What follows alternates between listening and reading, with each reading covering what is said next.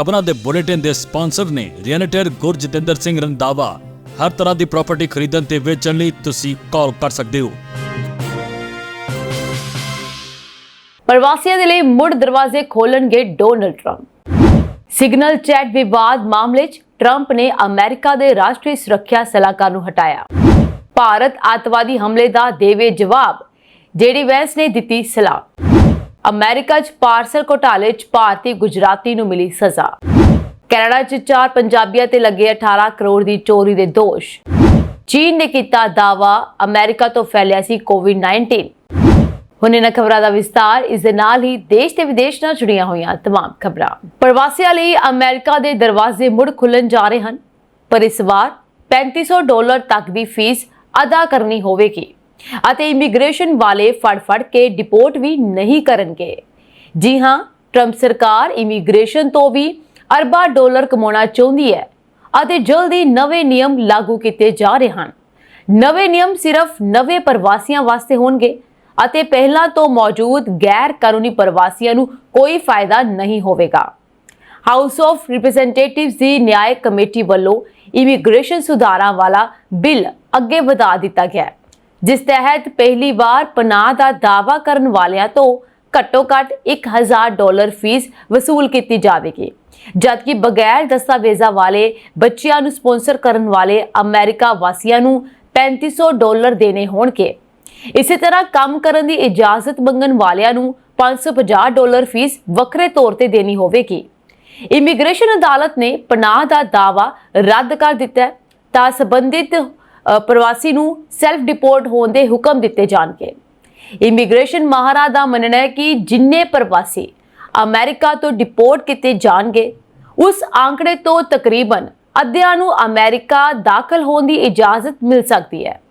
ਦੂਜੇ ਪਾਸੇ 10 ਲੱਖ ਪ੍ਰਵਾਸੀਆਂ ਨੂੰ ਡਿਪੋਰਟ ਕਰਨ ਦਾ ਟੀਚਾ ਪੂਰਾ ਕਰਨ ਵਾਸਤੇ ਵੱਖਰਾ ਪ੍ਰਬੰਧ ਕੀਤਾ ਗਿਆ ਅਤੇ ਡਿਟੈਂਸ਼ਨ ਸੈਂਟਰਾਂ ਦੀ ਸਮਰੱਥਾ 3 ਗੁਣਾ ਵਧਾਈ ਜਾ ਰਹੀ ਹੈ, ਜਿਸ ਰਾਹੀਂ 1 ਲੱਖ ਪ੍ਰਵਾਸੀਆਂ ਨੂੰ ਹਿਰਾਸਤ ਵਿੱਚ ਰੱਖਿਆ ਜਾ ਸਕੇਗਾ। ਮੈਕਸੀਕੋ ਦੇ ਬਾਰਡਰ ਤੇ 700 ਮੀਲ ਇਲਾਕੇ ਵਿੱਚ ਨਵੀਂ ਕੰਧ ਉਸਾਰਨ ਲਈ $45 ਅਰਬ ਦਾ ਪ੍ਰਬੰਧ ਕੀਤਾ ਗਿਆ। ਰਿਪਬਲਿਕਨ ਪਾਰਟੀ ਵਾਲੇ ਇਸ ਬਿੱਲ ਨੂੰ ਸ਼ਾਨਦਾਰ ਦੱਸ ਰਹੇ ਹਨ, ਜਦਕਿ ਡੈਮੋਕ੍ਰੈਟਿਕ ਪਾਰਟੀ ਦੇ ਮੈਂਬਰਾਂ ਵੱਲੋਂ ਡੂੰਘੀ ਚਿੰਤਾ ਜ਼ਾਹਰ ਕੀਤੀ ਗਈ। ਮੈਰੀਲੈਂਡ ਤੋਂ ਹਾਊਸ ਆਫ ਰਿਪਰੈਜ਼ੈਂਟੇਟਿਵ ਦੇ ਮੈਂਬਰ ਜੇਮੀ ਰਸਕਿਨ ਵੱਲੋਂ ਕੌਮਾਂਤਰੀ ਵਿਦਿਆਰਥੀਆਂ ਦੇ ਵੀਜ਼ੇ ਰੱਦ ਕਰਨ ਅਤੇ ਬਰਥ ਰਾਈਟ ਸਿਟੀਜ਼ਨਸ਼ਿਪ ਖਤਮ ਕਰਨ ਦੇ ਯਤਨਾਂ ਦਾ ਮੁੱਦਾ ਉਠਾਇਆ ਗਿਆ। ਭਾਰਤੀ ਮੂਲ ਦੀ ਸੰਸਦ ਮੈਂਬਰ ਪ੍ਰਮਿਲਾ ਜੈਪਾਲ ਵੱਲੋਂ US ਸਿਟੀਜ਼ਨ ਦੀ ਡੈਪੋਟੇਸ਼ਨ ਰੋਕਣ ਵਾਸਤੇ ਲਿਆਂਦਾ ਮਤਾ ਸਿੱਧੇ ਤੌਰ ਤੇ ਰੱਦ ਹੋ ਗਿਆ। ਪ੍ਰਮਿਲਾ ਜੈਪਾਲ ਵੱਲੋਂ ਪੇਸ਼ ਬਿੱਲ ਦੇ ਹੱਕ ਵਿੱਚ ਬੋਲਦਿਆਂ ਟੈਡ ਲਿਓ ਨੇ ਕਿਹਾ ਕਿ ਇਮੀਗ੍ਰੇਸ਼ਨ ਅਤੇ ਕਸਟਮ ਐਨਫੋਰਸਮੈਂਟ ਵਾਲੇ ਅਮਰੀਕੀ ਨਾਗਰਿਕਾਂ ਨੂੰ ਵਿਦੇਸ਼ੀ ਜੇਲ੍ਹਾਂ ਵਿੱਚ ਡਿਪੋਰਟ ਨਹੀਂ ਕਰ ਸਕਦੇ। ਇਹ ਮੁਲਕ ਦੇ ਕਾਨੂੰਨ ਅਤੇ ਸੰਵਿਧਾਨ ਦੇ ਵਿਰੁੱਧ ਹੈ। ਡੈਮੋਕ੍ਰੈਟਿਕ ਪਾਰਟੀ ਦੇ ਇੱਕ ਹੋਰ ਮੈਂਬਰ ਵੱਲੋਂ ਅਖਬਾਰਾਂ ਦੀ ਕਟਿੰਗ ਪੇਸ਼ ਕੀਤੀ ਗਈ, ਜਿਸ ਵਿੱਚ ਇਮੀਗ੍ਰੇਸ਼ਨ ਏਜੰਟਾਂ ਵੱਲੋਂ ਅਮਰੀਕੀ ਨਾਗਰਿਕਾਂ ਦੇ ਘਰਾਂ ਤੇ ਛਾਪੇ ਮਾਰਨ ਦਾ ਜ਼ਿਕਰ ਨਜ਼ਰ ਆ ਰਿਹਾ ਸੀ। ਸੰਸਦ ਮੈਂਬਰ ਨੇ ਦਾਅਵਾ ਕੀਤਾ ਕਿ ਓਕਲਾਹੋਮਾ ਵਿੱਚ ਮੁਲਕ ਦੇ ਨਾਗਰਿਕਾਂ ਨੂੰ ਵੀ ਤੰਗ ਪਰੇਸ਼ਾਨ ਕੀਤਾ ਜਾ ਰਿਹਾ ਹੈ ਅਤੇ ਰੁਝਾਨ ਮੁਲਕ ਦੇ ਹੋਰਨਾਂ ਰਾਜਾਂ ਵਿੱਚ ਵੀ ਲਾਜ਼ਮੀ ਤੌਰ ਤੇ ਚੱਲ ਰਿਹਾ ਹੋਵੇਗਾ। ਹਾਊਸ ਆਫ ਰਿਪਰੈਜ਼ੈਂਟੇਟਿਵਸ ਦੀ ਨਿਆਂ ਕਮੇਟੀ ਦੀ ਮੀਟਿੰਗ ਦੌਰਾਨ ਹਾਲ ਹੀ ਦੇ ਵਿੱਚ ਡਿਪੋਰਟ ਕੀਤੇ ਛੋਟੇ ਬੱਚਿਆਂ ਦਾ ਮਸਲਾ ਵੀ ਉੱਠਿਆ, ਪਰ ਸੱਤਾਧਾਰੀ ਰਿਪਬਲਿਕਨ ਪਾਰਟੀ ਦੇ ਮੈਂਬਰਾਂ ਵੱਲੋਂ ਇਸ ਨੂੰ ਜ਼ਿਆਦਾ ਤਵੱਜੋ ਨਾ ਦਿੱਤੀ ਗਈ। ਅਮਰੀਕਾ ਦੇ ਰਾਸ਼ਟਰੀ ਸੁਰੱਖਿਆ ਸਲਾਹਕਾਰ ਮਾਈਕ ਵਾਲਸ ਅਹੁਦੇ ਤੋਂ ਹਟਾਏ ਜਾਣਗੇ। ਡੋਨਲਡ ਟਰੰਪ ਦੇ ਦੂਜੇ ਕਾਰਜਕਾਲ 'ਚ ਅਮਰੀਕੀ ਰਾਸ਼ਟਰਪਤੀ ਦੀ ਪ੍ਰਸ਼ਾਸਨਿਕ ਟੀਮ 'ਚ ਇਹ ਪਹਿਲਾ ਵੱਡਾ ਬਦਲਾਅ ਹੈ। ਮੰਨਿਆ ਜਾ ਰਿਹਾ ਹੈ ਕਿ ਸਿਗਨਲ ਚੈਟ ਵਿਵਾਦ ਮਾਮਲੇ 'ਚ ਵਾਲਸ ਤੇ ਗਾਜ਼ ਡਿੱਗੀ ਹੈ। ਡਿਪਟੀ ਰਾਸ਼ਟਰੀ ਸੁਰੱਖਿਆ ਸਲਾਹਕਾਰ ਅਲੈਕਸ ਵੋਂਗ ਵੀ ਆਪਣਾ ਅਹੁਦਾ ਛੱਡਣਗੇ। ਵਾਲਸ ਨੂੰ ਉਸ ਸਮੇਂ ਆਲੋਚਨਾ ਦਾ ਸਾਹਮਣਾ ਕਰਨਾ ਪਿਆ ਸੀ ਜਦ ਮਾਰਚ 'ਚ ਟੌਪ ਰਾਸ਼ਟਰੀ ਸੁਰੱਖਿਆ ਸਹਿਯੋਗੀਆਂ ਵਿਚਾਲੇ ਸਿਗਨਲ ਚੈਟ ਨਾਲ ਜੁੜੇ ਇੱਕ ਮਾਮਲੇ 'ਚ ਵੱਡੀ ਖਾਮੀ ਸਾਹਮਣੇ ਆਈ ਸੀ। ਵਾਲਸ ਦੇ ਦੋਸ਼ ਹੈ ਕਿ ਉਹਨਾਂ ਨੇ ਯਮਨ 'ਚ ਸੰਵੇਦਨਸ਼ੀਲ ਫੌਜੀ ਮੁਹਿੰਮ ਤੇ ਚਰਚਾ ਕਰਨ ਲਈ ਮੈਸੇਜਿੰਗ ਐਪ ਸਿਗਨਲ ਤੇ ਗੁਪਤ ਚਰਚਾ ਕੀਤੀ ਸੀ ਅਤੇ ਗਲਤੀ ਨਾਲ ਐਟਲਾਂਟਿਕ ਮੈਗਜ਼ੀਨ ਦੇ ਸੰਪਾਦਕ ਜੈਫਰੀ ਗੋਲਡਬਰਗ ਨੂੰ ਇਸ ਗੱਲਬਾਤ ਵਿੱਚ ਸ਼ਾਮਲ ਕਰ ਲਿਆ ਸੀ, ਜਿਸ ਨਾਲ ਅੱਤਵਾਦੀਆਂ ਵਿਰੁੱਧ ਹੋਏ ਹਮਲੇ ਬਾਰੇ ਗੱਲਬਾਤ ਲੀਕ ਹੋ ਗਈ ਸੀ। ਜ਼ਿਕਰਯੋਗ ਹੈ ਕਿ ਟਰੰਪ ਨੇ 2017 'ਚ ਆਪਣੇ ਸਹੁੰ ਚੁੱਕਣ ਦੇ 4 ਹਫ਼ਤਿਆਂ ਦੇ ਅੰਦਰ ਹੀ ਆਪਣੇ ਪਹਿਲੇ ਰਾਸ਼ਟਰੀ ਸੁਰੱਖਿਆ ਸਲਾਹਕਾਰ ਮਾਈਕਲ ਫਿਲਨ ਨੂੰ ਹਟਾ ਦਿੱਤਾ ਸੀ। ਟਰੰਪ ਨੇ ਉਸ ਸਮੇਂ 4 ਰਾਸ਼ਟਰੀ ਸੁਰੱਖਿਆ ਸਲਾਹਕਾਰਾਂ ਨੂੰ ਹਟਾਇਆ ਸੀ। ਭਾਰਤ ਪਾਕਿਸਤਾਨ ਵਿਚਾਲੇ ਜਾਰੀ ਤਣਾਅ ਤੇ ਅਮਰੀਕਾ ਲਗਾਤਾਰ ਨਜ਼ਰ ਬਣਾਏ ਹੋਏ ਹੈ। ਹੁਣ ਅਮਰੀਕਾ ਦੇ ਉਪ ਰਾਸ਼ਟਰਪਤੀ JD ਵੈਂਸ ਨੇ ਕਿਹਾ ਹੈ ਕਿ ਭਾਰਤ ਨੂੰ ਜੰਮੂ ਕਸ਼ਮੀਰ ਦੇ ਪਹਿਲਗਾਮ ਵਿੱਚ ਹੋਏ ਅੱਤਵਾਦੀ ਹਮਲੇ ਦਾ ਜਵਾਬ ਜ਼ਰੂਰ ਦੇਣਾ ਚਾਹੀਦਾ ਹੈ, ਪਰ ਜਵਾਬ ਅਜਿਹਾ ਹੋਣਾ ਚਾਹੀਦਾ ਹੈ ਜਿਸ ਨਾਲ ਖੇਤਰੀ ਯੁੱਧ ਦੀ ਸਥਿਤੀ ਨਾ ਬਣੇ। ਉਹਨਾਂ ਨੇ ਇਹ ਉਮੀਦ ਵੀ ਜਤਾਈ ਹੈ ਕਿ ਪਾਕਿਸਤਾਨ ਭਾਰਤ ਨਾਲ ਸਹਿਯੋਗ ਕਰੇਗਾ ਤਾਂ ਜੋ ਪਾਕਿਸਤਾਨ ਦੀ ਜ਼ਮੀਨ ਤੋਂ ਕੰਮ ਕਰ ਰਹੇ ਅੱਤਵਾਦੀਆਂ ਨੂੰ ਫੜ ਕੇ ਉਹਨਾਂ ਵਿਰੁੱਧ ਕਾਰਵਾਈ ਕੀਤੀ ਜਾ ਸਕੇ। ਇੱਕ ਇੰਟਰਵਿਊ 'ਚ JD ਵੈਂਸ ਨੇ ਪਹਿਲਗਾਮ ਹਮਲੇ ਤੇ ਪ੍ਰਤੀਕਿਰਿਆ ਦਿੰਦੇ ਹੋਏ ਕਿਹਾ ਕਿ ਸਾਨੂੰ ਉਮੀਦ ਹੈ ਕਿ ਭਾਰਤ ਇਸ ਅੱਤਵਾਦੀ ਹਮਲੇ ਦਾ ਅਜਿਹਾ ਜਵਾਬ ਦੇਵੇਗਾ ਜਿਸ ਨਾਲ ਵਿਆਪਕ ਖੇਤਰੀ ਸੰਘਰਸ਼ ਦੀ ਸਥਿਤੀ ਨਾ ਬਣੇ। ਉਸਨੇ ਕਿਹਾ ਕਿ ਅਸੀਂ ਇਹ ਉਮੀਦ ਵੀ ਕਰਦੇ ਹਾਂ ਕਿ ਜੇਕਰ ਪਾਕਿਸਤਾਨ ਕਿਸੇ ਤਰ੍ਹਾਂ ਵੀ ਜ਼ਿੰਮੇਵਾਰ ਹੈ ਤਾਂ ਭਾਰਤ ਨਾਲ ਮਿਲ ਕੇ ਅੱਤਵਾਦੀਆਂ ਨੂੰ ਫੜਨ ਅਤੇ ਉਹਨਾਂ ਵਿਰੁੱਧ ਸਖਤ ਕਾਰਵਾਈ ਕਰਨ ਵਿੱਚ ਸਹਿਯੋਗ ਕਰਾਂਗੇ। ਇਹ ਬਿਆਨ ਅਜਿਹੇ ਸਮੇਂ ਵਿੱਚ ਸਾਹਮਣੇ ਆਇਆ ਹੈ ਜਦੋਂ ਪਹਿਲਗਾਮ ਅੱਤਵਾਦੀ ਹਮਲੇ ਮਗਰੋਂ ਭਾਰਤ ਅਤੇ ਪਾਕਿਸਤਾਨ ਵਿਚਾਲੇ ਤਣਾਅ ਤੇਜ਼ੀ ਨਾਲ ਵਧ ਰਿਹਾ ਹੈ। ਇਸ ਹਮਲੇ 'ਚ 26 ਨਿਰਦੋਸ਼ ਲੋਕ ਮਾਰੇ ਗਏ ਸਨ। ਇੱਥੇ ਦੱਸ ਦਈਏ ਕਿ JD ਵੈਂਸ ਅਤੇ ਉਹਨਾਂ ਦਾ ਪਰਿਵਾਰ ਹਮਲੇ ਦੌਰਾਨ ਭਾਰਤ ਦੀ ਯਾਤਰਾ ਤੇ ਸੀ। ਹਮਲੇ ਦੇ ਤੁਰੰਤ ਬਾਅਦ ਉਹਨਾਂ ਨੇ X ਤੇ ਪੋਸਟ ਕਰਕੇ ਪੀੜਤਾਂ ਅਤੇ ਉਹਨਾਂ ਦੇ ਪਰਿਵਾਰਾਂ ਪ੍ਰਤੀ ਹਮਦਰਦੀ ਜਤਾਈ ਸੀ। ਪਾਰਸਾ ਸਕੈਂਡਲ ਵਿੱਚ ਇੱਕ ਅਮਰੀਕੀ ਗੁਜਰਾਤੀ ਭਾਰਤੀ ਨਾਗਰਿਕ ਨੂੰ ਅਦਾਲਤ ਨੇ 1.5 ਸਾਲ ਦੀ ਕੈਦ ਦੀ ਸਜ਼ਾ ਸੁਣਾਈ ਹੈ। ਦੱਸਣਯੋਗ ਹੈ ਕਿ ਪਾਰਸਾ ਸਕੈਂਡਲ ਇਸ ਸਮੇਂ ਅਮਰੀਕਾ ਵਿੱਚ ਇੱਕ ਗਰਮ ਮੁੱਦਾ ਬਣਿਆ ਹੋਇਆ ਹੈ, ਪਰ ਇਸ ਮਾਮਲੇ 'ਚ ਇੱਕ ਹੋਰ ਗੁਜਰਾਤੀ ਨੂੰ ਵੀ ਸਜ਼ਾ ਸੁਣਾਈ ਗਈ ਹੈ। ਮੈਰੀਲੈਂਡ ਸੂਬੇ ਦੇ 53 ਸਾਲ ਦੇ ਵਿਪੁਲ ਨੂੰ ਜੁਲਾਈ 2024 'ਚ ਗ੍ਰਿਫਤਾਰ ਕੀਤਾ ਗਿਆ ਸੀ ਅਤੇ ਹੁਣ ਉਸ ਨੂੰ 10 ਸਾਲ ਦੀ ਕੈਦ ਦੀ ਸਜ਼ਾ ਸੁਣਾਈ ਗਈ ਹੈ। ਹਾਲਾਂਕਿ ਉਸ ਨੂੰ 1.5 ਸਾਲ ਜੇਲ੍ਹ ਵਿੱਚ ਬਿਤਾਉਣਾ ਪਵੇਗਾ ਅਤੇ ਬਾਕੀ ਦੀ ਸਜ਼ਾ ਮੁਅੱਤਲ ਕਰ ਦਿੱਤੀ ਗਈ ਹੈ। ਅਦਾਲਤ ਨੇ ਪੀੜਿਤ ਨੂੰ $40,000 ਦਾ ਭੁਗਤਾਨ ਕਰਨ ਦਾ ਵੀ ਹੁਕਮ ਦਿੱਤਾ ਹੈ। ਕੈਨੇਡਾ ਦੇ ਵਿੱਚ ਇਮਾਰਤਾਂ ਦੀ ਉਸਾਰੀ ਦੌਰਾਨ ਵਰਤਿਆ ਜਾਣ ਵਾਲਾ ਮਹਿੰਗਾ ਸਾਜ਼ੋ ਸਮਾਨ ਚੋਰੀ ਕਰਨ ਵਾਲਿਆਂ ਵਿਰੁੱਧ ਕਾਰਵਾਈ ਕਰਦਿਆਂ ਯਾਰਕ ਰੀਜਨਲ ਪੁਲਿਸ ਵੱਲੋਂ 4 ਪੰਜਾਬੀਆਂ ਸਣੇ 7 ਜਣਿਆਂ ਨੂੰ ਕਾਬੂ ਕੀਤਾ ਗਿਆ, ਜਿਨ੍ਹਾਂ ਦੇ ਕੋਲੋਂ $3 ਮਿਲੀਅਨ ਤੋਂ ਵੱਧ ਮੁੱਲ ਦਾ ਚੋਰੀਸ਼ੁਦਾ ਸਮਾਨ ਬਰਾਮਦ ਹੋਇਆ। ਪੁਲਿਸ ਨੇ ਦੱਸਿਆ ਕਿ ਪ੍ਰੋਜੈਕਟ ਸਟੀਲ ਐਂਡ ਸਪਿਰਿਟਸ ਅਧੀਨ ਦਸੰਬਰ 2024 ਤੋਂ ਮਾਰਚ 2025 ਦਰਮਿਆਨ ਕੀਤੀ ਗਈ ਪੜਤਾਲ ਦੇ ਆਧਾਰ ਤੇ ਚੋਰਾਂ ਦੇ ਗਿਰੋਹ ਦਾ ਪਰਦਾਫਾਸ਼ ਕੀਤਾ ਜਾ ਸਕਿਆ, ਜੋ ਗ੍ਰੇਟਰ ਟੋਰਾਂਟੋ ਏਰੀਆ ਵਿੱਚ ਹੋਲਸੇਲਰਾਂ ਅਤੇ ਰਿਟੇਲ ਸਟੋਰਾਂ ਵਾਲਿਆਂ ਨੂੰ ਨਿਸ਼ਾਨਾ ਬਣਾਉਂਦੇ ਸਨ। ਟੋਰਾਂਟੋ ਦੇ ਇੱਕ ਘਰ ਅਤੇ ਵੱਖ-ਵੱਖ ਸਟੋਰੇਜ ਲੋਕਰਾਂ ਤੇ ਮਾਰੇ ਗਏ ਛਾਪਿਆਂ ਦੌਰਾਨ $30 ਲੱਖ ਤੋਂ ਵੱਧ ਕੀਮਤ ਵਾਲਾ ਸਮਾਨ ਬਰਾਮਦ ਕਰਦਿਆਂ 42 ਸਾਲ ਦੇ ਲਖਵਿੰਦਰ ਤੂਰ, 43 ਸਾਲ ਦੇ ਜਗਦੀਸ਼ ਪੰਦੇਰ, 31 ਸਾਲ ਦੇ ਮਨੀਸ਼, 42 ਸਾਲ ਦੇ ਹਰਪ੍ਰੀਤ ਪੰਡਾਲ, 45 ਸਾਲ ਦੇ ਚੇਨ ਫੈਂਕ ਅਤੇ 44 ਸਾਲ ਦੇ ਜੀ ਜ਼ੋਇਨ ਵਿਰੁੱਧ ਵੱਖ-ਵੱਖ ਦੋਸ਼ ਆਇਦ ਕੀਤੇ ਗਏ ਹਨ। ਪੁਲਿਸ ਦਾ ਕਹਿਣਾ ਹੈ ਕਿ ਮਾਮਲੇ ਦੀ ਪੜਤਾਲ ਹਾਲੇ ਚੱਲ ਰਹੀ ਹੈ ਅਤੇ ਆਉਣ ਵਾਲੇ ਦਿਨਾਂ ਵਿੱਚ ਹੋਰ ਸ਼ੱਕੀਆਂ ਦੀ ਗ੍ਰਿਫਤਾਰੀ ਹੋ ਸਕਦੀ ਹੈ। ਜਾਂਚਕਰਤਾਵਾਂ ਮੁਤਾਬਕ ਪ੍ਰੋਜੈਕਟ ਸਟੀਲ ਐਂਡ ਸਪਿਰਿਟਸ ਦਾ ਮਕਸਦ ਸਿਰਫ ਚੋਰਾਂ ਨੂੰ ਕਾਬੂ ਕਰਨਾ ਨਹੀਂ ਹੁੰਦਾ, ਸਗੋਂ ਚੋਰੀ ਕੀਤੀਆਂ ਵਸਤਾਂ ਨੂੰ ਮੁੜ ਕਾਲਾ ਬਾਜ਼ਾਰ ਵਿੱਚ ਵੇਚਣ ਵਾਲਿਆਂ ਦੇ ਨੈਟਵਰਕ ਦਾ ਪਰਦਾਫਾਸ਼ ਕਰਨਾ ਵੀ ਸੀ। ਮਿਸੀਸਾਗਾ ਨਾਲ ਸੰਬੰਧਿਤ ਹਰਪ੍ਰੀਤ ਪੰਡਾਲ ਅਤੇ ਮਨੀਸ਼ ਤੋਂ ਇਲਾਵਾ ਕੈਲੰਡਨ ਨਾਲ ਸੰਬੰਧਿਤ ਲਖਵਿੰਦਰ ਤੂਰ ਅਤੇ ਬ੍ਰੈਂਪਟਨ ਦੇ ਜਗਦੀਸ਼ ਪੰਦੇਰ ਵਿਰੁੱਧ ਅਪਰਾਧਕ ਗਿਰੋਹ ਦੀਆਂ ਸਰਗਰਮੀਆਂ 'ਚ ਸ਼ਾਮਲ ਹੋਣ, ਅਪਰਾਧ ਰਾਹੀਂ ਹਾਸਲ $5,000 ਤੋਂ ਵੱਧ ਮੁੱਲ ਦੀ ਪ੍ਰਾਪਰਟੀ ਰੱਖਣ, ਅਪਰਾਧ ਰਾਹੀਂ ਹਾਸਲ ਪ੍ਰਾਪਰਟੀ ਇੱਧਰ ਉੱਧਰ ਵੇਚਣ ਅਤੇ $5,000 ਤੋਂ ਵੱਧ ਮੁੱਲ ਦਾ ਫਰੋਡ ਕਰਨ ਦੇ ਦੋਸ਼ ਆਇਦ ਕੀਤੇ ਗਏ ਹਨ। ਚੀਨ ਨੇ ਕਿਹਾ ਹੈ ਕਿ 2020 ਦੀ ਮਹਾਮਾਰੀ ਕੋਵਿਡ-19 ਵਾਇਰਸ ਅਮਰੀਕਾ ਤੋਂ ਨਿਕਲ ਕੇ ਦੁਨੀਆ 'ਚ ਫੈਲਿਆ ਸੀ ਅਤੇ ਅਮਰੀਕੀ ਰਾਸ਼ਟਰਪਤੀ ਡੋਨਾਲਡ ਟਰੰਪ ਇਸ ਦੋਸ਼ ਨੂੰ ਬੀਜਿੰਗ ਤੇ ਮੜਨ ਦੀ ਕੋਸ਼ਿਸ਼ ਕਰ ਰਹੇ ਹਨ। ਚੀਨ ਦਾ ਇਹ ਦੋਸ਼ ਟਰੰਪ ਦੇ ਉਸ ਬਿਆਨ ਤੋਂ ਬਾਅਦ ਸਾਹਮਣੇ ਆਇਆ ਹੈ ਜਿਸ 'ਚ ਕੋਵਿਡ-19 ਵਾਇਰਸ ਨੂੰ ਵੁਹਾਨ ਪ੍ਰਯੋਗਸ਼ਾਲਾ ਤੋਂ ਲੀਕ ਹੋਣ ਦੀ ਗੱਲ ਕਹੀ ਗਈ ਸੀ। ਚੀਨ ਸਰਕਾਰ ਨੇ ਕਿਹਾ ਹੈ ਕਿ ਮਹੱਤਵਪੂਰਨ ਸਬੂਤ ਇਸ ਗੱਲ ਦਾ ਇਸ਼ਾਰਾ ਕਰਦੇ ਹਨ ਕਿ ਚੀਨ 'ਚ ਫੈਲਣ ਤੋਂ ਪਹਿਲਾਂ ਕੋਵਿਡ-19 ਸ਼ਾਇਦ ਅਮਰੀਕਾ 'ਚ ਸਾਹਮਣੇ ਆਇਆ ਸੀ। ਕੋਵਿਡ-19 ਨੂੰ ਲੈ ਕੇ ਪੂਰੀ ਤਰ੍ਹਾਂ ਨਾਲ ਆਪਣੀ ਨਾਕਾਮੀ ਦਾ ਸਾਹਮਣਾ ਕਰਨ ਦੀ ਬਜਾਏ ਅਮਰੀਕੀ ਸਰਕਾਰ ਨੇ ਦੋਸ਼ ਮੜਨ ਦੀ ਕੋਸ਼ਿਸ਼ ਕੀਤੀ ਹੈ, ਬੇਸ਼ਰਮੀ ਦੇ ਨਾਲ ਸਿਆਸਤ ਕਰਕੇ ਲੋਕਾਂ ਦਾ ਧਿਆਨ ਭਟਕਾ ਰਹੀ ਹੈ। ਨੇਪਾਲ ਦੇ ਪ੍ਰੀਚੀ ਸਮਾਜ ਕੇਂਦਰ ਦਾ ਗੇਟ ਬੰਦ ਹੈ, ਜੋ ਕਿ LGBTQ ਭਾਈਚਾਰੇ ਦੇ ਅਧਿਕਾਰਾਂ ਦੀ ਵਕਾਲਤ ਅਤੇ ਸਮਰਥਨ ਕਰਦਾ ਹੈ। ਬੰਦ ਪ੍ਰਵੇਸ਼ ਦੁਆਰ ਤੇ ਇੱਕ ਨੋਟਿਸ ਬੋਰਡ ਹੈ ਜਿਸ ਤੇ ਲਿਖਿਆ ਹੈ ਕਿ ਉਹ ਹੁਣ ਹੋਰ ਮਦਦ ਕਰਨ ਦੇ ਯੋਗ ਨਹੀਂ ਹਨ। ਕੇਂਦਰ ਦਾ ਸਟਾਫ ਅਤੇ ਵਲੰਟੀਅਰਸ ਵੀ ਚਲੇ ਗਏ ਹਨ।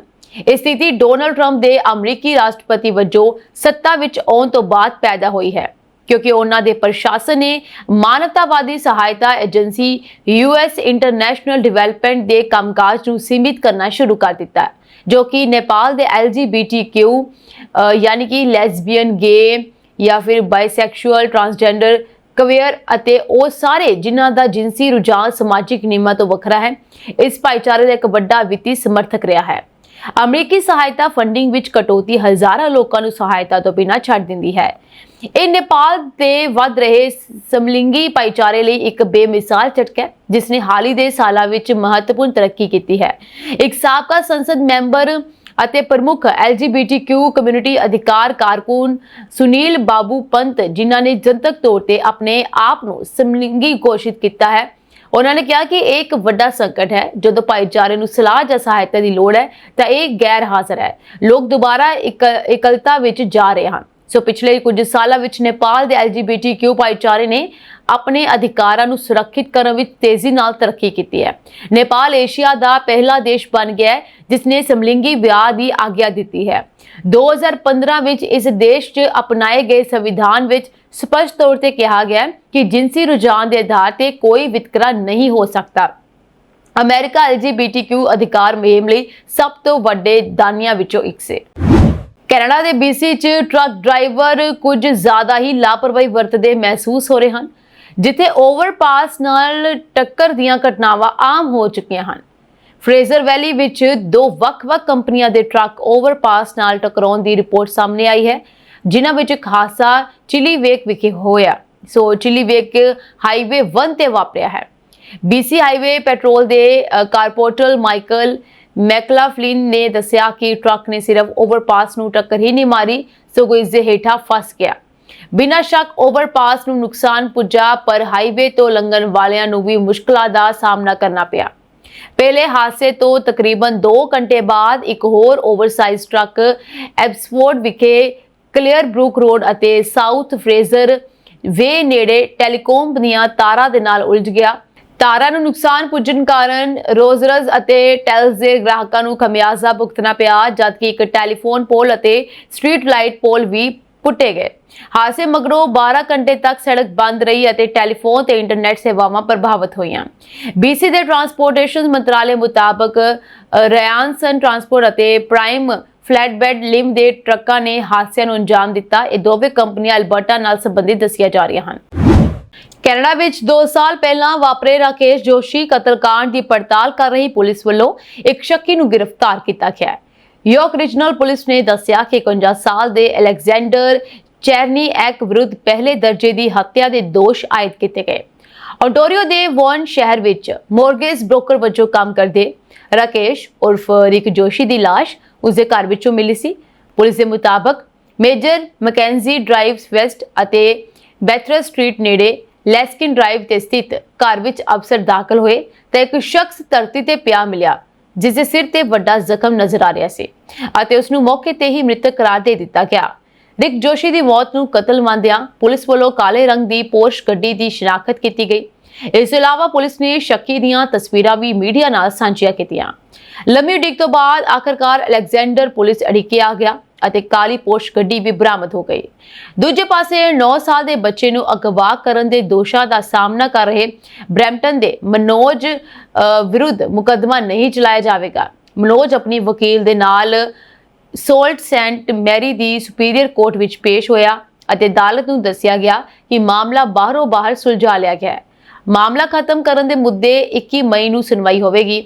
ਮਨੋਜ ਵੱਲੋਂ ਦੋਸ਼ ਕਬੂਲ ਕੀਤੇ ਜਾਣ ਜਾਂ ਸਾਬਤ ਹੋਣ ਦੀ ਸੂਰਤ ਵਿੱਚ ਉਸਨੇ 2 ਸਾਲ ਦੇ ਘੱਟ ਕੈਦ ਜਾਂ $5000 ਜੁਰਮਾਨਾ ਲਾਇਆ ਜਾ ਸਕਦਾ ਸੀ। ਗ੍ਰੀਨ ਪਾਰਟੀ ਦੀ ਆਗੂ ਅਤੇ ਇੱਕੋ ਇੱਕ MP Elizabeth May House of Commons ਦਾ ਸਪੀਕਰ ਬਣਨਾ ਚਾਹੁੰਦੇ ਹਨ। ਜੀ ਹਾਂ, ਘੱਟ ਗਿਣਤੀ ਲਿਬਰਲ ਸਰਕਾਰ ਨੂੰ ਸਾਥੀਆਂ ਦੀ ਜ਼ਰੂਰਤ ਹੈ ਅਤੇ ਅਜਿਹੇ ਵਿੱਚ ਐਲਿਜ਼ਾਬੈਥ ਮੇ ਦੀ ਇੱਛਾ ਪੂਰੀ ਹੋਣ ਦੇ ਆਸਾਰ ਨਜ਼ਰ ਆ ਰਹੇ ਹਨ। ਨਵੀਂ ਕੈਨੇਡੀਅਨ ਪਾਰਲੀਮੈਂਟ ਦਾ ਇਜਲਾਸ ਸ਼ੁਰੂ ਹੋਣ ਤੇ ਸਭ ਤੋਂ ਪਹਿਲਾਂ MPs ਸਹੁੰ ਚੁੱਕਦੇ ਹਨ ਅਤੇ ਇਸ ਮਗਰੋਂ ਸਪੀਕਰ ਦੀ ਚੋਣ ਕੀਤੀ ਜਾਂਦੀ ਹੈ। ਸਪੀਕਰ ਨਿਰਪੱਖ ਹੋਣਾ ਵੀ ਲਾਜ਼ਮੀ ਹੈ ਜੋ ਹਾਊਸ ਆਫ ਕਾਮਨਸ ਦੀ ਕਾਰਵਾਈ ਬਿਹਤਰ ਤਰੀਕੇ ਨਾਲ ਚਲਾ ਸਕੇ।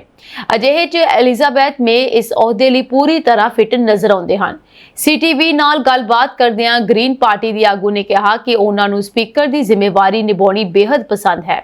ਇੱਥੇ ਦੱਸਣਾ ਬਣਦਾ ਹੈ ਕਿ 44ਵੀਂ ਪਾਰਲੀਮੈਂਟ ਵਿੱਚ ਗ੍ਰੈਗ ਫਰਗਸ ਸਪੀਕਰ ਦੀ ਜ਼ਿੰਮੇਵਾਰੀ ਨਿਭਾ ਰਹੇ ਸਨ ਅਤੇ ਇਸ ਵਾਰ ਵੀ ਉਹ ਐਮਪੀ ਚੁਣੇ ਜਾ ਚੁੱਕੇ ਹਨ, ਪਰ ਆਪਣੇ ਕਾਰਜਕਾਲ ਦੌਰਾਨ ਉਹਨਾਂ ਨੂੰ ਕਈ ਮੁਸ਼ਕਲਾਂ ਦਾ ਸਾਹਮਣਾ ਕਰਨਾ ਪਿਆ। ਇਸੇ ਦੌਰਾਨ ਐਲਿਜ਼ਾਬੈਥ ਮੇ ਨੂੰ ਜਦੋਂ ਪੁੱਛਿਆ ਗਿਆ ਕਿ ਕੀ ਉਹ ਪ੍ਰਧਾਨ ਮੰਤਰੀ ਮਾਰਕ ਕਾਰਨੀ ਦੀ ਕੈਬਨਿਟ ਵਿੱਚ ਸ਼ਾਮਲ ਹੋਣਾ ਪਸੰਦ ਕਰਨਗੇ ਤਾਂ ਹਾਸੇ-ਹਾਸੇ ਵਿੱਚ ਉਹਨਾਂ ਨੇ ਆਖ ਦਿੱਤਾ ਕਿ ਬਿਲਕੁਲ, ਪਰ ਨਾਲ ਹੀ ਕਹਿਣ ਲੱਗੇ ਕਿ ਮੰਤਰੀ ਬਣਨਾ ਵਿਹਾਰਕ ਨਹੀਂ। ਐਲਿਜ਼ਾਬੈਥ ਮੇ ਨੇ ਅੱਗੇ ਕਿਹਾ ਕਿ ਉਹ ਮੰਤਰੀ ਦੀ ਕੁਰਸੀ ਵਾਸਤੇ ਗ੍ਰੀਨ ਪਾਰਟੀ ਦਾ ਝੰਡਾ ਨਹੀਂ ਛੱਡ ਸਕਦੇ। ਅਮਰੀਕਾ ਦੇ ਕਈ ਰਾਜ ਖਸਰੇ ਦੇ ਪ੍ਰਕੋਪ ਦਾ ਸਾਹਮਣਾ ਕਰ ਰਹੇ ਹਨ, ਜਿਨ੍ਹਾਂ 'ਚ ਮਾਮਲਿਆਂ ਦੀ ਗਿਣਤੀ 900 ਤੱਕ ਪਹੁੰਚਣ ਦੀ ਉਮੀਦ ਹੈ। ਇਹ ਜਾਣਕਾਰੀ ਅਮਰੀਕੀ ਰੋਗ ਨਿਯੰਤਰਣ ਅਤੇ ਰੋਕਥਾਮ ਕੇਂਦਰਾਂ ਦੁਆਰਾ ਜਾਰੀ ਕੀਤੇ ਗਏ ਅੰਕੜਿਆਂ ਵਿੱਚ ਦਿੱਤੀ ਗਈ ਹੈ। ਸੈਂਟਰ ਫॉर ਡਿਜ਼ੀਜ਼ ਕੰਟਰੋਲ ਦੇ ਅਨੁਸਾਰ ਖਸਰੇ ਦੀ ਪੁਸ਼ਟੀ ਕੀਤੇ ਮਾਮਲਿਆਂ ਦੀ ਗਿਣਤੀ 884 ਹੈ, ਜੋ ਕਿ 2024 ਵਿੱਚ ਇਸ ਬਿਮਾਰੀ ਤੋਂ ਪੀੜਿਤ ਹੋਣ ਦੀ ਉਮੀਦ ਕੀਤੇ ਗਏ ਲੋਕਾਂ ਦੀ ਗਿਣਤੀ ਤੋਂ 3 ਗੁਣਾ ਜ਼ਿਆਦਾ ਹੈ। ਟੈਕਸਾਸ ਵਿੱਚ ਇਹ ਪ੍ਰਕੋਪ 3 ਮਹੀਨਿਆਂ ਤੋਂ ਚੱਲ ਰਿਹਾ ਹੈ ਅਤੇ ਮੰਗਲਵਾਰ ਤੱਕ 663 ਪੁਸ਼ਟੀ ਕੀਤੇ ਕੇਸਾਂ ਦੇ ਨਾਲ ਸਭ ਤੋਂ ਵੱਧ ਕੇਸ ਇੱਥੇ ਆਏ ਹਨ। ਸੋ ਇਹ ਬਿਮਾਰੀ ਨਿਊ ਮੈਕਸੀਕੋ, ਓਕਲਾਹੋਮਾ ਅਤੇ ਕੰਸਾਸ ਵਿੱਚ ਵੀ ਫੈਲ ਗਈ ਹੈ। ਪੱਛਮੀ ਟੈਕਸਾਸ ਵਿੱਚ 2 ਬੱਚਿਆਂ ਦੀ ਮੌਤ ਹੋਣ ਦੀ ਵੀ ਖਬਰ ਹੈ। ਇਸ ਦੇ ਨਾਲ ਹੀ ਨਿਊ ਮੈਕਸੀਕੋ ਵਿੱਚ ਵੀ ਇੱਕ ਵਿਅਕਤੀ ਦੀ ਖਸਰੇ ਨਾਲ ਮੌਤ ਹੋ ਗਈ ਹੈ। ਇੰਡੀਆਨਾ, ਮਿਸ਼ੀਗਨ, ਮੋਂਟਾਨਾ, ਓਹੀਓ, ਪੈਂਸਿਲਵੇਨੀਆ ਅਤੇ ਟੈਨੈਂਸੀ ਵਿੱਚ ਵੀ ਖਸਰੇ ਦਾ ਪ੍ਰਕੋਪ ਫੈਲਿਆ ਹੋਇਆ ਹੈ। ਜਿਨ੍ਹਾਂ ਰਾਜਾਂ ਵਿੱਚ ਖਸਰੇ ਦੇ 3 ਜਾਂ ਵੱਧ ਮਾਮਲੇ ਹਨ, ਉਹਨਾਂ ਨੂੰ ਬਿਮਾਰੀ ਦੇ ਸਰਗਰਮ ਪ੍ਰਕੋਪ ਵਾਲੇ ਰਾਜਾਂ ਵਜੋਂ ਪਰਿਭਾਸ਼ਿਤ ਕੀਤਾ ਜਾਂਦਾ ਹੈ। ਖਸਰਾ ਪਹਿਲਾਂ ਸਾਹ ਪ੍ਰਣਾਲੀ ਨੂੰ ਸੰਕਰਮਿਤ ਕਰਦਾ ਹੈ ਅਤੇ ਫਿਰ ਪੂਰੇ ਸਰੀਰ ਵਿੱਚ ਫੈਲ ਜਾਂਦਾ ਹੈ, ਜਿਸ ਨਾਲ ਤੇਜ਼ ਬੁਖਾਰ, ਨੱਕ ਵਗਣਾ, ਖੰਘ, ਲਾਲੀ ਅਤੇ ਅੱਖਾਂ ਵਿੱਚੋਂ ਪਾਣੀ ਆਉਣਾ ਅਤੇ ਸਰੀਰ ਤੇ ਤੱਫੜ ਹੁੰਦੇ ਹਨ। ਜ਼ਿਆਦਾਤਰ ਬੱਚੇ ਖਸਰੇ ਤੋਂ ਠੀਕ ਹੋ ਜਾਂਦੇ ਹਨ, ਪਰ ਇਸ ਇਲਾਜ ਕਾਰਨ ਨਮੂਨੀਆ, ਅੰਨਾਪਨ, ਦਿਮਾਗ ਵਿੱਚ ਸੋਜ ਅਤੇ ਇੱਥੋਂ ਤੱਕ ਕਿ ਮੌਤ ਵੀ ਹੋ ਸਕਦੀ ਹੈ। ਅਟਾਰੀ ਵਾਹਗਾ ਸਰਹੱਦ ਤੇ ਭਾਰਤ ਅਤੇ ਪਾਕਿਸਤਾਨ ਵਿਚਕਾਰ ਇੱਕ ਨਵਾਂ ਕੂਟਨੀਤਿਕ ਵਿਵਾਦ ਪੈਦਾ ਹੋ ਗਿਆ ਹੈ। ਪਾਕਿਸਤਾਨ ਨੇ ਭਾਰਤ ਤੋਂ ਆਪਣੇ ਦੇਸ਼ ਵਾਪਸ ਆਉਣ ਵਾਲੇ ਪਾਕਿਸਤਾਨੀ ਨਾਗਰਿਕਾਂ ਨੂੰ ਸਵੀਕਾਰ ਕਰਨ ਤੋਂ ਇਨਕਾਰ ਕਰ ਦਿੱਤਾ ਹੈ। ਭਾਰਤੀ ਇਮੀਗ੍ਰੇਸ਼ਨ ਅਧਿਕਾਰੀਆਂ ਦੇ ਅਨੁਸਾਰ ਪਾਕਿਸਤਾਨ ਨੇ ਸਵੇਰੇ 8 ਵਜੇ ਤੋਂ ਆਪਣੇ ਰਿਸੀਵਿੰਗ ਕਾਊਂਟਰ ਬੰਦ ਕਰ ਦਿੱਤੇ, ਜਿਸ ਕਾਰਨ ਦਰਜਨਾਂ ਪਾਕਿਸਤਾਨੀ ਨਾਗਰਿਕ ਸਰਹੱਦ ਤੇ ਫਸੇ ਹੋਏ ਹਨ। ਇਨ੍ਹਾਂ ਫਸੇ ਹੋਏ ਲੋਕਾਂ ਵਿੱਚ ਬਜ਼ੁਰਗ, ਔਰਤਾਂ ਤੇ ਬੱਚੇ ਸ਼ਾਮਲ ਹਨ। ਉਹਨਾਂ ਕੋਲ ਨਾ ਤਾਂ ਰਹਿਣ ਲਈ ਜਗ੍ਹਾ ਹੈ ਅਤੇ ਨਾ ਹੀ ਖਾਣ ਪੀਣ ਦਾ ਕੋਈ ਪ੍ਰਬੰਧ ਹੈ। ਇਸ ਅਚਾਨਕ ਫੈਸਲੇ ਤੋਂ ਬਾਅਦ ਅਟਾਰੀ ਸਰਹੱਦ ਤੇ ਸੁਰੱਖਿਆ ਵਧਾ ਦਿੱਤੀ ਗਈ। ਪਾਕਿਸਤਾਨ ਦੀ ਇਸ ਕਾਰਵਾਈ ਦੀ ਸੋਸ਼ਲ ਮੀਡੀਆ ਤੇ ਕਾਫੀ ਆਲੋਚਨਾ ਹੋ ਰਹੀ ਹੈ ਅਤੇ ਲੋਕ ਇਸ ਨੂੰ ਸ਼ਰਮਨਾਕ ਕਹਿ ਰਹੇ ਹਨ। ਹਾਲਾਂਕਿ ਭਾਰਤ ਸਰਕਾਰ ਨੇ ਸਪਸ਼ਟ ਕਰ ਦਿੱਤਾ ਹੈ ਕਿ ਉਹ ਪਾਕਿਸਤਾਨੀ ਨਾਗਰਿਕਾਂ ਨੂੰ ਆਪਣੇ ਦੇਸ਼ ਵਾਪਸ ਜਾਣ ਦੀ ਆਗਿਆ ਦਿੰਦੀ ਰਹੇਗੀ। ਗ੍ਰਹਿ ਮੰਤਰਾਲੇ ਨੇ ਆਪਣੇ ਪੁਰਾਣੇ ਹੁਕਮਾਂ ਨੂੰ ਬਦਲ ਦਿੱਤਾ ਅਤੇ ਫਿਲਹਾਲ ਸਰਹੱਦ ਨੂੰ ਖੁੱਲ੍ਹਾ ਰੱਖਣ ਦਾ ਫੈਸਲਾ ਕੀਤਾ ਹੈ। ਇਸ ਤੋਂ ਪਹਿਲਾਂ 30 ਅਪ੍ਰੈਲ ਤੋਂ ਸਰਹੱਦ ਬੰਦ ਕਰਨ ਦੇ ਨਿਰਦੇਸ਼ ਜਾਰੀ ਕੀਤੇ ਗਏ ਸਨ। ਤੁਹਾਨੂੰ ਦੱਸ ਦਈਏ ਕਿ ਇਹ ਫੈਸਲਾ 22 ਅਪ੍ਰੈਲ ਨੂੰ ਜੰਮੂ ਕਸ਼ਮੀਰ ਦੇ ਪਹਿਲਗਾਮ ਵਿੱਚ ਹੋਏ ਭਿਆਨਕ ਅੱਤਵਾਦੀ ਹਮਲੇ ਤੋਂ ਬਾਅਦ ਲਿਆ ਗਿਆ ਸੀ, ਜਿਸ ਵਿੱਚ 26 ਲੋਕ ਮਾਰੇ ਗਏ ਸਨ। ਇਸ ਹਮਲੇ ਨੂੰ ਸਰਹੱਦ ਪਾਰ ਤੋਂ ਹੋਇਆ ਅੱਤਵਾਦੀ ਹਮਲਾ ਦੱਸਿਆ ਗਿਆ ਸੀ। ਇਸ ਤੋਂ ਬਾਅਦ ਭਾਰਤ ਸਰਕਾਰ ਨੇ ਸਖਤ ਰੁਖ ਅਪਣਾਇਆ ਅਤੇ ਪਾਕਿਸਤਾਨੀ ਨਾਗਰਿਕਾਂ ਦੇ ਵੀਜ਼ੇ ਰੱਦ ਕਰਨੇ ਸ਼ੁਰੂ ਕਰ ਦਿੱਤੇ। ਪਿਛਲੇ ਇੱਕ ਹਫ਼ਤੇ ਵਿੱਚ ਲਗਭਗ 800 ਪਾਕਿਸਤਾਨੀ ਨਾਗਰਿਕ ਭਾਰਤ ਤੋਂ ਆਪਣੇ ਦੇਸ਼ ਵਾਪਸ ਪਰਤੇ, ਜਿਨ੍ਹਾਂ 'ਚ 55 ਡਿਪਲੋਮੈਟ ਅਤੇ ਉਹਨਾਂ ਦੇ ਸਟਾਫ ਮੈਂਬਰ ਵੀ ਸ਼ਾਮਲ ਸਨ। ਇਸ ਦੇ ਨਾਲ ਹੀ ਲਗਭਗ 1500 ਭਾਰਤੀ ਨਾਗਰਿਕ ਵੀ ਪਾਕਿਸਤਾਨ ਤੋਂ ਵਾਪਸ ਆਏ ਹਨ। ਅਮਰੀਕਾ 'ਚ ਪਾਕਿਸਤਾਨ ਦੇ ਰਾਜਦੂਤ ਰਿਜ਼ਵਾਨ ਸਈਦ ਨੇ ਰਾਸ਼ਟਰਪਤੀ ਡੋਨਾਲਡ ਟਰੰਪ ਨੂੰ ਅਪੀਲ ਕੀਤੀ ਹੈ ਕਿ ਉਹ ਭਾਰਤ ਅਤੇ ਪਾਕਿਸਤਾਨ ਵਿਚਾਲੇ ਵੱਧਦੇ ਤਣਾਅ ਨੂੰ ਘੱਟ ਕਰਨ 'ਚ ਮਦਦ ਕਰੇ। ਉਹਨਾਂ ਨੇ ਕਿਹਾ ਕਿ ਕਸ਼ਮੀਰ ਮੁੱਦਾ ਇਸ ਸਮੇਂ ਦੁਨੀਆ ਦਾ ਸਭ ਤੋਂ ਵੱਡਾ ਸੰਕਟ ਹੈ ਅਤੇ ਟਰੰਪ ਵਰਗੇ ਨੇਤਾ ਜੋ ਸ਼ਾਂਤੀ ਦੀ ਕੋਸ਼ਿਸ਼ ਕਰ ਰਹੇ ਹਨ, ਇਸ ਨੂੰ ਉਹ ਇਸ ਵਿੱਚ ਦਖਲ ਦੇਣਾ ਚਾਹੀਦਾ ਹੈ। ਉਹਨਾਂ ਨੂੰ 22 ਅਪ੍ਰੈਲ ਨੂੰ ਜੰਮੂ ਕਸ਼ਮੀਰ ਦੇ ਪਹਿਲਗਾਮ 'ਚ ਹੋਏ ਅੱਤਵਾਦੀ ਹਮਲੇ ਵਿੱਚ 26 ਲੋਕਾਂ ਦੀ ਮੌਤ ਹੋ ਗਈ, ਜਿਨ੍ਹਾਂ 'ਚ ਜ਼ਿਆਦਾਤਰ ਸੈਲਾਨੀ ਸਨ। ਇਸ ਤੋਂ ਬਾਅਦ ਭਾਰਤ ਅਤੇ ਪਾਕਿਸਤਾਨ ਵਿਚਾਲੇ ਤਣਾਅ ਹੋਰ ਵੱਧ ਗਿਆ ਤੇ ਦੋਨਾਂ ਦੇ ਸਬੰਧ ਲਗਾਤਾਰ ਖਰਾਬ ਹੋ ਰਹੇ ਹਨ। ਪਾਕਿਸਤਾਨ ਪੀਪਲਸ ਪਾਰਟੀ ਦੇ ਪ੍ਰਧਾਨ ਬਿਲਾਵਲ ਭੁੱਟੋ ਜ਼ਰਦਾਰੀ ਨੇ ਵੀ ਅੰਤਰਰਾਸ਼ਟਰੀ ਭਾਈਚਾਰੇ ਨੂੰ ਅਪੀਲ ਕੀਤੀ ਹੈ ਕਿ ਉਹ ਦੋਵਾਂ ਦੇਸ਼ਾਂ ਵਿਚਾਲੇ ਟਕਰਾਅ ਰੋਕਣ 'ਚ ਮਦਦ ਕਰਨ। ਭਾਰਤ ਦੇ ਪ੍ਰਧਾਨ ਮੰਤਰੀ ਨਰਿੰਦਰ ਮੋਦੀ ਨੇ ਫੌਜ ਨੂੰ ਸਾਫ਼ ਕਿਹਾ ਹੈ ਕਿ ਹਮਲਾ ਕਦੋਂ ਅਤੇ ਕਿਵੇਂ ਕਰਨਾ ਹੈ, ਇਸ ਦਾ ਫੈਸਲਾ ਫੌਜ ਖੁਦ ਕਰੇ। ਯਾਨੀ ਕਿ ਸਰਕਾਰ ਨੇ ਫੌਜ ਨੂੰ ਪੂਰੀ ਆਜ਼ਾਦੀ ਦੇ ਦਿੱਤੀ ਹੈ। ਰਾਜਦੂਤ ਸ਼ੇਖ ਨੇ ਇੱਕ ਅਮਰੀਕੀ ਮੈਗਜ਼ੀਨ ਨੂੰ ਕਿਹਾ ਕਿ ਭਾਰਤ, ਪਾਕਿਸਤਾਨ ਅਤੇ ਚੀਨ ਤਿੰਨੋਂ ਪਰਮਾਣੂ ਸ਼ਕਤੀ ਵਾਲੇ ਦੇਸ਼ ਹਨ। ਇਸ ਲਈ ਇਹ ਮਸਲਾ ਬਹੁਤ ਗੰਭੀਰ ਹੈ। ਉਹਨਾਂ ਨੇ ਕਿਹਾ ਸਿਰਫ ਅਜੇ ਦਾ ਤਣਾਅ ਘੱਟ ਕਰਨਾ ਕਾਫੀ ਨਹੀਂ ਹੈ, ਸਗੋਂ ਕਸ਼ਮੀਰ ਮਸਲੇ ਦਾ ਸਥਾਈ ਹੱਲ ਹੋਣਾ ਚਾਹੀਦਾ ਹੈ। ਅਮਰੀਕਾ ਨੇ ਪਹਿਲਗਾਮ ਹਮਲੇ ਦੀ ਸਖਤ ਨਿੰਦਾ ਕੀਤੀ ਹੈ। ਅਮਰੀਕੀ ਰੱਖਿਆ ਮੰਤਰੀ ਪੀਟ ਹੈਗਸੇਥ ਨੇ ਮਾਰੇ ਗਏ ਲੋਕਾਂ ਲਈ ਦੁੱਖ ਪ੍ਰਗਟ ਕੀਤਾ ਅਤੇ ਕਿਹਾ ਕਿ ਅਮਰੀਕਾ ਭਾਰਤ ਦੇ ਆਤਮ ਰੱਖਿਆ ਦੇ ਅਧਿਕਾਰ ਦਾ ਸਮਰਥਨ ਕਰਦਾ ਹੈ। ਅਤੇ ਅਮਰੀਕੀ ਵਿਦੇਸ਼ ਮੰਤਰੀ ਮਾਰਕੋ ਰੂਬੀਓ ਨੇ ਭਾਰਤ ਅਤੇ ਪਾਕਿਸਤਾਨ ਦੇ ਨੇਤਾਵਾਂ ਨਾਲ ਗੱਲ ਕਰਕੇ ਦੋਵਾਂ ਨੂੰ ਤਣਾਅ ਘੱਟ ਕਰਨ ਦੀ ਅਪੀਲ ਕੀਤੀ ਹੈ। ਅਮਰੀਕਾ ਨੇ ਮਹਾਮਾਰੀ ਸੰਭਾਵਿਤ ਵਾਇਰਸ ਲਈ ਅਗਲੀ ਪੀੜ੍ਹੀ ਦਾ ਇੱਕ ਯੂਨੀਵਰਸਲ ਟੀਕਾ ਪਲੇਟਫਾਰਮ ਲਾਂਚ ਕੀਤਾ ਹੈ। ਅਮਰੀਕੀ ਸਿਹਤ ਅਤੇ ਮਨੁੱਖੀ ਸੇਵਾਵਾਂ ਵਿਭਾਗ ਅਤੇ ਰਾਸ਼ਟਰੀ ਸਿਹਤ ਸੰਸਥਾ ਨੇ ਵੀਰਵਾਰ ਨੂੰ ਜਨਰੇਸ਼ਨ ਗੋਲਡ ਸਟੈਂਡਰਡਸ ਦੀ ਸ਼ੁਰੂਆਤ ਦਾ ਐਲਾਨ ਕੀਤਾ।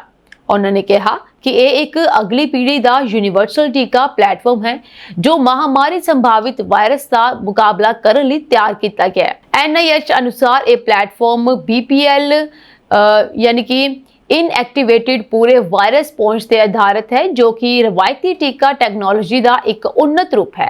NIH ਨੇ ਇੱਕ ਰਿਲੀਜ਼ ਵਿੱਚ ਕਿਹਾ ਕਿ ਪਹਿਲ ਪਾਰਦਰਸ਼ਤਾ, ਪ੍ਰਭਾਵਸ਼ੀਲਤਾ ਅਤੇ ਵਿਆਪਕ ਤਿਆਰੀ ਵੱਲ ਇੱਕ ਨਿਰਣਾਇਕ ਤਬਦੀਲੀ ਨੂੰ ਦਰਸਾਉਂਦੀ ਹੈ ਜੋ NIH ਦੇ BPL 1357 ਅਤੇ BPL 24910 ਸਮੇਤ ਯੂਨੀਵਰਸਲ ਇਨਫਲੂਐਂਜ਼ਾ ਅਤੇ ਕਰੋਨਾ ਵਾਇਰਸ ਟੀਕਿਆਂ ਦੇ ਅੰਦਰੂਨੀ ਵਿਕਾਸ ਲਈ ਫੰਡ ਦਿੰਦੀ ਹੈ। NIH ਅਨੁਸਾਰ ਇਹ ਟੀਕੇ ਕਰੋਨਾ ਵਾਇਰਸ ਦੇ ਕਈ ਰੂਪਾਂ ਦੇ ਵਿਰੁੱਧ ਵਿਆਪਕ ਸਪੈਕਟਰਮ ਸੁਰੱਖਿਆ ਪ੍ਰਦਾਨ ਕਰਨ ਲਈ ਹਨ, ਜਿਸ ਵਿੱਚ H5N1 ਐਵੀਅਨ ਇਨਫਲੂਐਂਜ਼ਾ ਵਰਗੇ ਮਹਾਮਾਰੀ ਸੰਭਾਵਿਤ ਵਾਇਰਸ ਸ਼ਾਮਲ ਹਨ। NIH ਦੇ ਡਾਇਰੈਕਟਰ ਡਾਕਟਰ ਜੈ ਪ੍ਰਚਾਰਿਆ ਨੇ ਕਿਹਾ ਕਿ ਜਨਰੇਸ਼ਨ ਗੋਲਡ ਸਟੈਂਡਰਡ ਇੱਕ ਪੈਰਾਡਾਈਮ ਸ਼ਿਫਟ ਹੈ। NIH ਅਨੁਸਾਰ ਇਹ ਵੈਕਸੀਨ ਸੁਰੱਖਿਆ ਨੂੰ ਸਟ੍ਰੇਨ ਵਿਸ਼ੇਸ਼ ਸੀਮਾਵਾਂ ਤੇ ਪਰੇ ਵਧਾਉਂਦਾ ਹੈ ਅਤੇ 21ਵੀਂ ਸਦੀ ਵਿੱਚ ਲਿਆਂਦੀ ਗਈ ਰਵਾਇਤੀ ਟੀਕਾ ਟੈਕਨੋਲੋਜੀ ਦੀ ਵਰਤੋਂ ਕਰਕੇ ਸਾਨੂੰ ਨਾ ਸਿਰਫ ਅੱਜ ਸਗੋਂ ਕੱਲ ਨੂੰ ਵੀ ਫਲ ਦੇ ਵਾਇਰਲ ਖਤਰਿਆਂ ਲਈ ਤਿਆਰ ਕਰਦਾ ਹੈ। ਸੋ NIH ਅਨੁਸਾਰ ਯੂਨੀਵਰਸਲ ਇਨਫਲੂਐਂਜ਼ਾ ਟੀਕਿਆਂ ਲਈ ਕਲੀਨਿਕਲ ਟ੍ਰਾਇਲ 2026 ਵਿੱਚ ਸ਼ੁਰੂ ਹੋਣ ਵਾਲੇ ਹਨ, ਜਦਕਿ US food and drug administration ਦੀ ਪ੍ਰਵਾਨਗੀ 2029 ਲਈ ਟੀਚਾ ਹੈ। ਭਾਰਤ ਵੱਲੋਂ ਪਾਕਿਸਤਾਨੀ ਕਲਾਕਾਰਾਂ ਅਤੇ ਮਨੋਰੰਜਨ ਚੈਨਲਾਂ ਤੇ ਪਾਬੰਦੀ ਲਗਾਏ ਜਾਣ ਤੋਂ ਬਾਅਦ ਪਾਕਿਸਤਾਨ 'ਚ ਗੁੱਸਾ ਵੱਧ ਗਿਆ ਹੈ। ਇਸ ਦੇ ਜਵਾਬ 'ਚ ਪਾਕਿਸਤਾਨ ਨੇ ਆਪਣੇ FM ਰੇਡੀਓ ਸਟੇਸ਼ਨਾਂ ਤੇ ਭਾਰਤੀ ਗੀਤਾਂ ਤੇ ਪਾਬੰਦੀ ਲਗਾ ਦਿੱਤੀ ਹੈ। ਇਹ ਫੈਸਲਾ ਪਾਕਿਸਤਾਨ ਬ੍ਰੌਡਕਾਸਟਰਸ ਐਸੋਸੀਏਸ਼ਨ ਵੱਲੋਂ ਲਿਆ ਗਿਆ, ਜਿਸ ਦੀ ਜਾਣਕਾਰੀ ਪਾਕਿਸਤਾਨ ਦੇ ਜਾਣਕਾਰੀ ਤੇ ਪ੍ਰਸਾਰਣ ਮੰਤਰਾਲੇ ਨੇ ਦਿੱਤੀ ਅਤੇ ਇਸ ਨੂੰ ਇੱਕ ਰਾਸ਼ਟਰਵਾਦੀ ਕਦਮ ਵਜੋਂ ਵੱਖ-ਵੱਖ ਫੋਰਮਾਂ ਤੇ ਸਲਾਹਿਆ ਗਿਆ। ਭਾਰਤ ਨੇ ਹਾਲ ਹੀ ਵਿੱਚ ਪਾਕਿਸਤਾਨੀ ਕਲਾਕਾਰਾਂ ਅਤੇ ਉਹਨਾਂ ਦੀ ਮਨੋਰੰਜਨ ਸਮੱਗਰੀ ਤੇ ਪਾਬੰਦੀ ਲਗਾਈ ਸੀ, ਜਿਸ ਨੂੰ ਪਾਕਿਸਤਾਨ ਨੇ ਇੱਕ ਤਰਫਾ ਅਤੇ ਸੱਭਿਆਚਾਰਕ ਹਮਲਾ ਕਰਾਰ ਦਿੱਤਾ। ਇਹ ਸਾਂਝੀ ਦੇਸ਼ ਤੇ ਵਿਦੇਸ਼ ਨਾਲ ਜੁੜੀਆਂ ਹੋਈਆਂ ਕੁਝ ਖਾਸ ਤੇ ਚੋਣਵੀਆਂ ਖਬਰਾਂ ਹੋਰ ਅਪਡੇਟਸ ਨਾਲ ਜੁੜੇ ਰਹਿਣ ਦੇ ਲਈ ਤੁਸੀਂ ਬਣੇ ਰਹੋ ਜੀ ਪੰਜਾਬ ਮਿਲ USA TV ਦੇ ਨਾਲ। ਤੁਹਾਡੇ ਸਭ ਦਾ ਬਹੁਤ-ਬਹੁਤ ਧੰਨਵਾਦ।